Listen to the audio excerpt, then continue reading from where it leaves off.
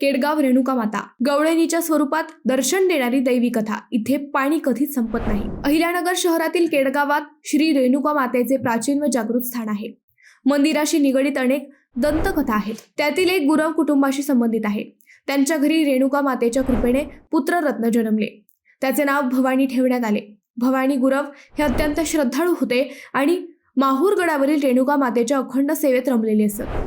त्यांच्या भक्तीने प्रसन्न होऊन देवीने मी तुझ्यासोबत येते असे सांगितल्याचे म्हटले जाते।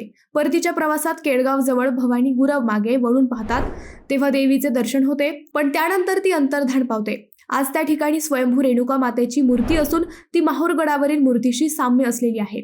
ज्या ठिकाणी भवानी गुरव मागे वळाले होते तेथे देवीच्या पादुका आहेत। रेणुका मातेच्या मूर्ती शेजारी तुळजाभवानी तर उजव्या बाजूस महादेव मंदिर आहे। तसेच विठ्ठल रुक्मिणी व भैरवनाथ मंदिरही येथे पाहायला मिळते। मंदिराशी संत निमराज महाराज यांची हे कथा जोडलेली आहे। काशी यात्रेवरून परतताना ते येथे आले असता भुकेने व्याकुळ झाले। त्यांनी देवीला प्रार्थना केली असता ती गवळणीच्या रूपात प्रकट होऊन डोक्यावर दुधाचा माठ घेऊन आली असे सांगितले जाते। त्यानंतर निमराज महाराजांनी आपल्या बरोबर आणलेली गंगेची कावड मंदिरा शेजारील बारवेत ओतली। या बारवेत आजही पाणी कधीही आटत नाही। मंदिरात नवरात्रोत्सव मोठ्या थाटामाटात साजरा होतो। सप्तमीच्या दिवशी येथे भव्य यात्रा भरते। नवमीस होम केला जातो, तर दसऱ्याच्या दिवशी देवीचे शस्त्रपूजन व पारंपरिक दागिन्यांची मांडणी केली जाते। सीमोल्लंघनाच्या वेळी मानाच्या काठ्यांसह देवीचे दर्शन घेऊन उत्सवाची सांगता होते।